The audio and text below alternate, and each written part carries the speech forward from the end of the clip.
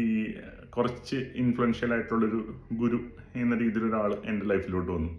പുള്ളി ഉപാസിക്കുന്നത് വേറൊരു മൂർത്തിനെയാണ്, അല്ലെങ്കിൽ വേറൊരു ദേവീനെയാണ്. ഞാനും ഈ പറയുന്ന പുള്ളിയുടെ അമാനുഷിക പവർ നേടി ആദ്യം പോരുന്നു. അപ്പോൾ ഈ പറയുന്ന ഗുരുവായൂരപ്പനെ വന്നു. പക്ഷേ പുള്ളി ടൈം ആയപ്പോൾ വന്നിട്ട് പണി തന്നു. എന്നിട്ട് പറഞ്ഞു, മറന്നല്ലേ എന്ന് ചോദിച്ചു. മറന്നു. പക്ഷേ ആ പണിയുടെ ഇടയ്ക്കിടയ്ക്ക് കിട്ടിക്കഴിഞ്ഞപ്പോൾ എനിക്ക് തോന്നി, ശരിയാണ്, മറക്കാൻ പാടില്ല.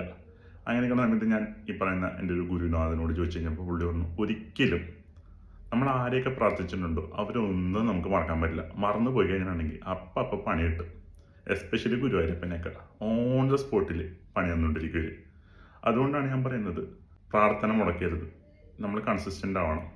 അതുകൊണ്ടാണ് നമ്മൾ ഈ പറയുന്ന സ്പിരിച്വൽ ലീഡേഴ്സോ സ്പിരിച്വൽ ആളുകളോ വാക്കും കേട്ടിട്ട് നമ്മൾ പുതിയ സാധനത്തോട്ട് പോകുന്നതിന് മുന്നേ നമ്മൾ 100 വട്ടം ചിന്തിക്കണം. പോയി കഴിഞ്ഞിട്ടുണ്ടെങ്കിൽ ആദ്യത്തെ ഉള്ളവർക്കും കൂടി നമ്മൾ ടൈം കണ്ടെത്തേണ്ടതുണ്ട്. ഇല്ലെങ്കിൽ ഈ പറയുന്ന പ്രശ്നങ്ങൾ നിങ്ങൾക്ക് വരും.